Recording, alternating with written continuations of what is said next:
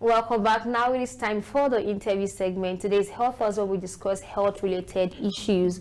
The World Health Organization says cervical cancer ranks as the second most frequent cancer amongst women in Nigeria and the second most frequent cancer deaths among women between the ages of 15 and 44 years of age. Thankfully, the government has rolled out about 8 million HPV vaccines, which aims to vaccinate 16.6 million girls between the ages of 9 to 14 by the end of 2025. Dr. Blessing Awolade will be joining us via Skype to discuss what to know about cervical cancer, how to manage it, and where to get the vaccines that the government has provided. Welcome, Dr. Blessing. Good morning. You're welcome, Dr. Blessing.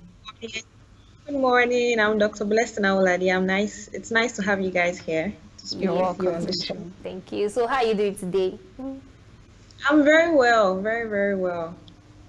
Okay, we want to talk about cervical cancer. We know that the WHO has actually said from statistics has said that this is one of the most frequent cancer-related deaths amongst women, and is even the second cancer, or the second, when you talk about the rank, it's ranked as the second cancer issues that women face. So I'm sure that we would want to know, our viewers also want to know what cervical cancer is, what exactly is it, what part of the body does it affect, and basically what's to know about it. Okay, so cervical cancer, like from the name, it begins in the cervix, the cancer that begins in the cervix, and the cervix is the lower part of the uterus, which is found in women. Okay, and then we know that the uterus is connected to the vagina, so the cervix is the connection between the uterus and the vagina. Primarily affects women, and it's the most common type of cancer in women of reproductive age. In Nigeria currently, the statistics we have is that we have about 12,000 new cases in Nigeria, and 8,000 women die every year from cervical cancer. So that will give us about 3 new cases every day and 22 deaths from cervical cancer in our country here in Nigeria. And cervical cancer develops over a period of years, so it gives more than enough time for us to detect it early and to manage it as appropriate. Okay, now, so what can we say is the major cause of cervical cancer in women? So the major cause of cervical cancer in women is what we call the human papillomavirus.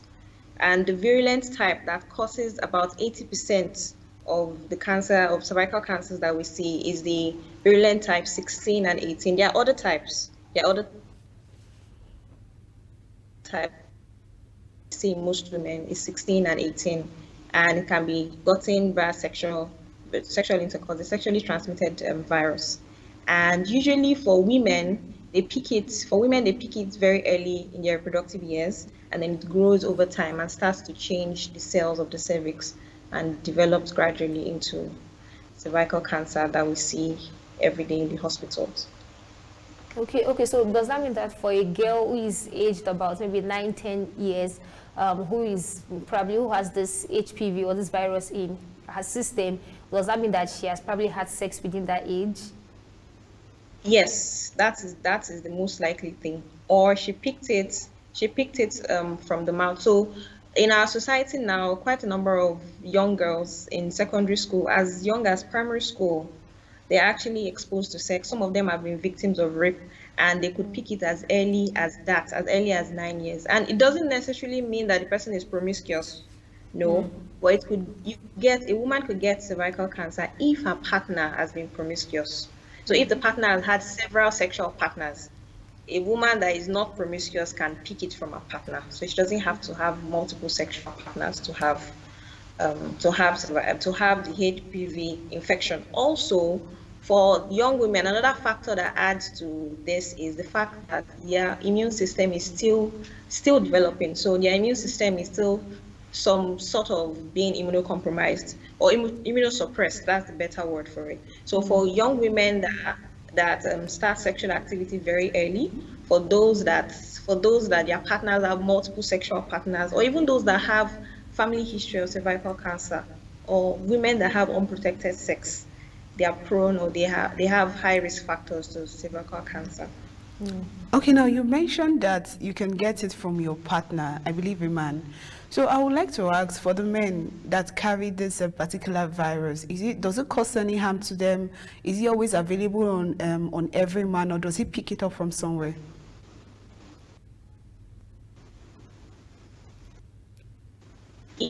For men, they can pick it up from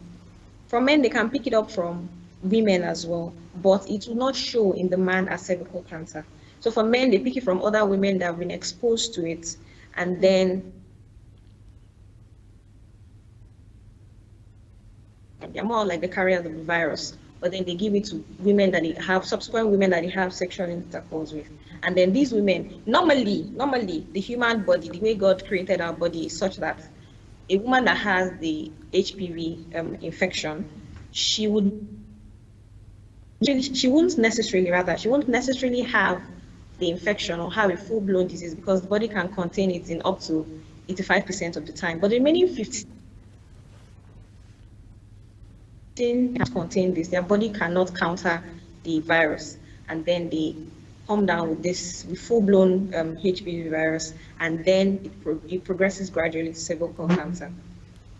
Okay, so let's move on to the effect of cervical cancer. What are the effects? What does for a woman or for a girl who has this cancer, apart from death, what other things can happen to the person? I think that one of the highest effects can be death, probably if it's not well managed and gotten or probably just seen in time. But then what are the other things that can happen if not death? Okay, so aside from the worst case scenario, which is death, other things that could happen to the woman could have very, very bad vaginal bleeding. Now, this vaginal bleeding is not the typical one that a woman sees during her menstruation. No, it's such that the woman bleeds in between her menstrual cycle. So for a woman that is in reproductive age, most women, they have an idea of their menstrual cycle, so they know when to expect their menstruation. But for women that have this cervical cancer, some of the first symptoms they will have is abnormal vaginal bleeding. So they bleed in between their periods. Women that are postmenopausal, these are women that, most of them, they are above the age of 50, they start to see blood all over again. And then women that bleed after sexual intercourse, it could be an indicator of cervical cancer. Also, the woman could present to the hospital with pelvic pain. She could present with abnormal vaginal discharge. She could have painful urination. So when women come with all of these complaints and they are within that age of that reproductive age, we always want to screen for this. Also, it could also impact fertility for them, because for women that are trying, maybe they've not been able to conceive and they're trying to conceive, a woman that keeps having all these symptoms that I've complained about, conception would be it would be down on our list on things that she worked on. All of these symptoms, they could affect the woman. We should not forget that health in the whole sense of stability of the patient or of a woman. So if we have a woman that has symptoms of cervical cancer, our emotional state will also be affected. So it will cause anxiety in the woman. She will be very fearful. She will be stressed. And then she would have low self-esteem as well. Her body image will be compromised. She won't want to have sex because of all of these complaints. So all of this, as doctors, we always try to rule out all of this and make sure that the whole person, the whole woman is being taken care of when we have women with such symptoms. Okay, now, so what does the screening and testing process involve? Because I know there will be a procedure done to be able to detect if those viruses present in the cervix of a woman. So what does the screening and testing process involve? For screening and testing, usually there is a guideline that we have for the hospitals. But for a woman less than the age of 21, we ideally would not expect that you come to the hospital to screen yourself for cervical cancer.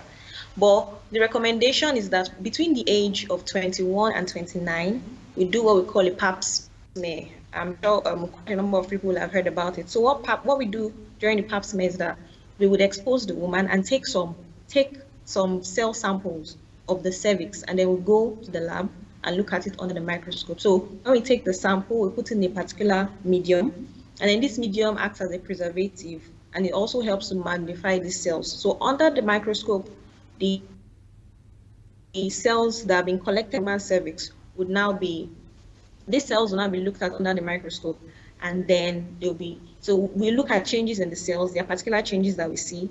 Those changes as well will now use to grade to what degree this cancer has gotten to, if it is within a degree or within a grade that we can still manage via surgery and other procedures, then we'll do that. And if it's really advanced, we'll start to prepare the patient for other supportive managements that we can do for this patient. So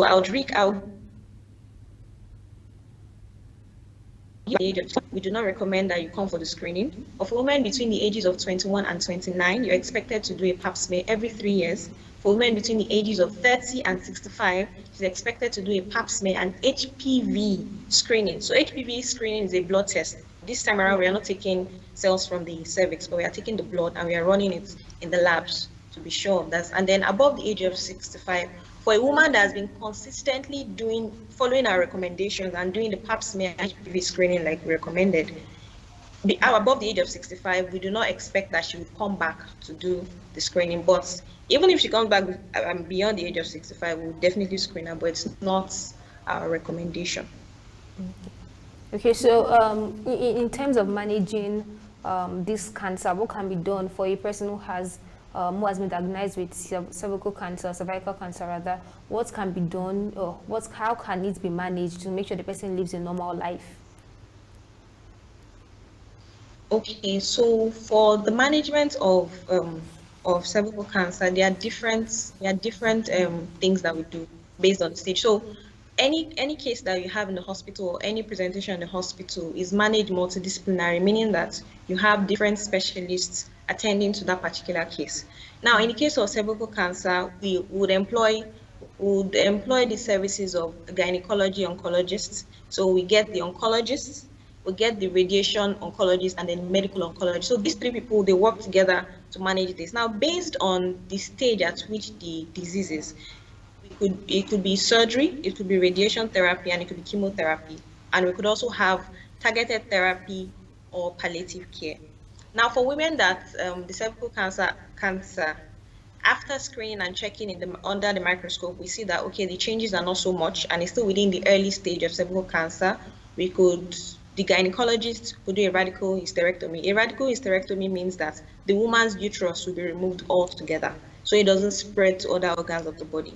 So we would have to remove the uterus, the cervix, and other surrounding tissue, including the lymph nodes. So the lymph nodes are like, should I call them watershed areas in the body, where cancerous cells can shed into and then spread to other parts of the body. So what we do is remove those watershed areas along with the uterus, the cervix, and other tissues around. That's one. For radiation therapy can be done alone or can be done in combination with surgery. So for women that we see that, okay, this woman has undergone surgery, just to be double sure that this cancer is no longer there, we do radiation for them. And then we could also do chemotherapy for them. So for chemotherapy can stand on its own, or it can work with surgery or radiation. So for most women that are still within the early stages, we do surgery for them. But for those that are now advanced, or those that are having a recurrence of this cancer, we want to do chemotherapy for them. And in some women, if we notice some specific markers, maybe overexpression of some specific markers, we want to do a targeted therapy, meaning that we are going to target those markers. The therapy we are going to combine for the woman is against those markers. And then in women that have really advanced cancers, we prefer to suggest to them palliative care, because what palliative care simply means is that we are trying to recommend and to manage symptoms and improve the quality of life that this woman has. Because once cervical cancer is advanced, we can estimate the number of years the woman would have to spend, estimated number of years. For those number of years, we try to maximize it for the patient, try to manage the symptoms, try to improve the quality of life, and provide as much support for the patient as possible with the help of the patient's family and friends and the healthcare workers. Okay, so would you say that there has been enough awareness about this particular cancer, cervical cancer? I know sometimes I hear people say there's free screening and all of that, but then we still see that when you talk to some people about this particular thing, they sound like it's new to them and they don't know what's going on. So how much of this awareness has been created, and even the ones that have been created, do you think that they have done enough impact in informing people the risks of this cervical cancer?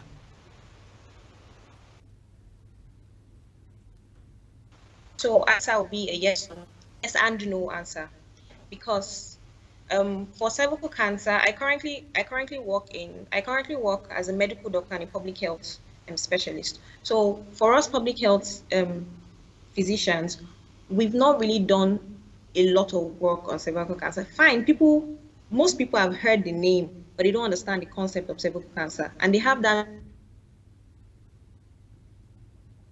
notion that would have cervical cancer, not the whole disease process. So for me, I would recommend that one, aside from just campaigns telling people about, just mentioning the concept, the name of cervical cancer, we should also mention the way the disease progresses. So we have to inform them that it's not something that started within a year.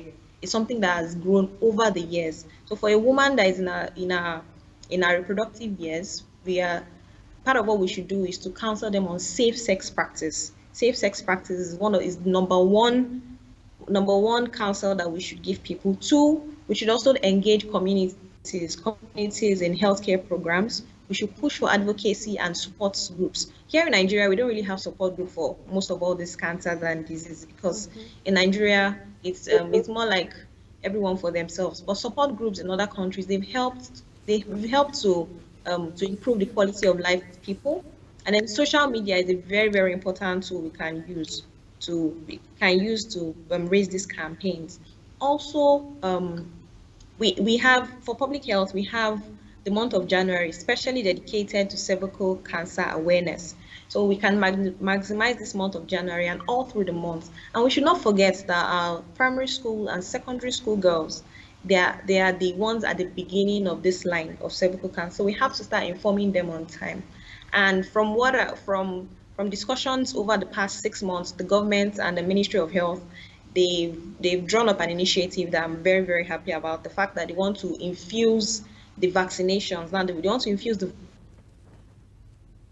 vaccines into a normal immunization schedule for Nigeria. So normally most children, their immunization stops at the age of 2. But now they want to start giving this the vaccine at the age of 9, between the age of 9 to 14 to girls, which is a very, very welcomed idea from the government. Okay. Thank you so much for that. So before we round up, because we're running out of time, what can be done to prevent, this disease? First of all, contracting the virus, and which can progress into, the cervical cancer. So what can be done to prevent for females? What can be done? And then another question is, for people who want to have access to these vaccines, where can they get the vaccines? We know that the government has said it is free, and what information can we give so that people or maybe other doctors will not exploit them and start demanding for money from these people who want to have access to these vaccines? Okay, so I'll start from the last question. So for people that want to get the vaccine, especially for mothers that want to get it for their children, I'll use Lagos as an example. In Lagos currently, the governor has assigned that all local governments in Lagos, at their primary health centers, they have the vaccine. So you can walk into the primary health center between Mondays to Fridays, 9 to 4 p.m., preferably 9 to 3 p.m., and request that you want to have the vaccine. So if they have a long list of people waiting, they will give you a date when you can come conveniently to have the vaccines that day for your children. Also, for the first question that you asked, the ways that we can avoid or prevent this vaccine is, one, to practice safe sex. Safe sex is not just sticking to one partner. It's for both partners to practice safe sex. So if you have a couple, a man and a woman, the man should make sure he's committed to one person, and the lady in her own stead should also do that. And then if you have to have sex with more than one person, it should be protected sex. They should employ the use of barrier methods such as condom. And for those that smoke, smoking is also a very, very major risk factor that predisposes women to cervical cancer. So smoking should also be avoided. And then family history should not be taken for granted. So if a woman has probably a mom or our sister or auntie that's had cervical cancer should make sure she comes for the screening early on time so it can be picked and managed on time, and she doesn't have to go through the process of so many treatments subsequently in life. Thank you so much, Doctor, for this amazing and insightful conversation. I've learned a lot, and I'm sure our viewers have learned so much as well. Thank you so much for your time. Thank you, Dr. Blessing, for your time. Very welcome. You're very, very welcome. I'm sure we've heard, a lot about what cervical cancer is, how it can be prevented, and of course how it can be managed. And then for those who want to, get the vaccines for either themselves or for their children, their female children, especially between the ages of 9 to 14, like our guest has said, it is best you go to the primary healthcare center within your area between 9 a.m. and 4 p.m. and you can get access to this vaccine free of charge. I'm sure that you would want to give that to your female child or your sister or your niece in one way or the other. We're going to a short break now, so we'll be back with Daybreak Africa. Just stay with us.